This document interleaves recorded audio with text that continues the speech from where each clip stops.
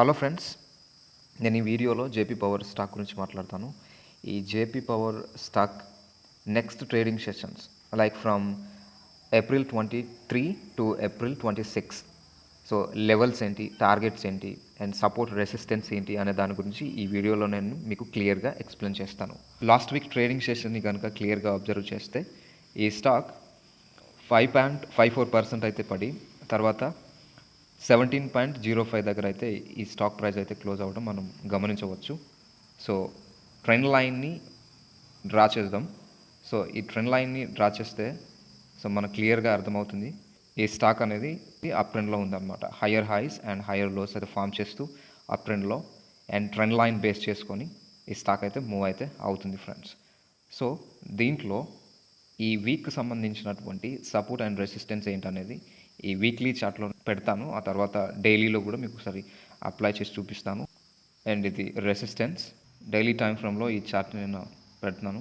Daily time ఫ్రేమ్లో కనుక మనం దీన్ని క్లియర్గా అబ్జర్వ్ చేస్తే లోయర్ లోస్ అయితే ఫామ్ చేస్తూ స్టాక్ అనేది పడటం మనం గమనించవచ్చు.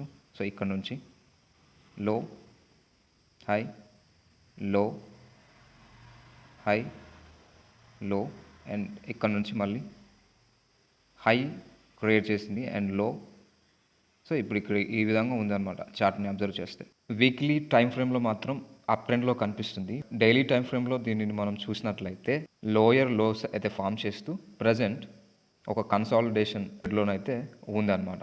సో ఇక్కడ నుంచి ఈ లెవెల్స్ కనుక మనం అబ్జర్వ్ చేస్తే 18 అనేది మనకు స్ట్రాంగ్ రెసిస్టెన్స్గా యాక్ట్ అవుతుంది అండ్ కమింగ్ ట్రేడింగ్ సెషన్స్లో 15 అనేది మనకి సపోర్ట్గా యాక్ట్ చేస్తుంది అనమాట. ఒకవేళ ఇక్కడ నుంచి ప్రైస్ బ్రేక్అవుట్ అవుతే మళ్ళీ సపోర్ట్ తీసుకొని పైకి వెళ్ళే అవకాశాలు అయితే కనిపిస్తున్నాయి. ఇన్ కేస్ ఫాల్ అయినా కూడా సపోర్ట్ బ్రేక్ చేసి రీటెస్ట్ అయిన తర్వాత రెసిస్టెన్స్ తీసుకొని ఫాల్ అయితే అయ్యే అవకాశాలు కనిపిస్తున్నాయి. సో ఇది ఫ్రెండ్స్. సో ఈ వీడియో కేవలం ఎడ్యుకేషన్ పర్పస్ మాత్రమే. బై కానీ సెల్ కానీ హోల్డ్ కానీ చేయమని అయితే చెప్పట్లేదు. సో ఈ వీడియో మీకు నచ్చినట్లయితే తప్పకుండా లైక్ చేయండి, షేర్ చేయండి, సబ్స్క్రైబ్ చేయండి. Thank you so much.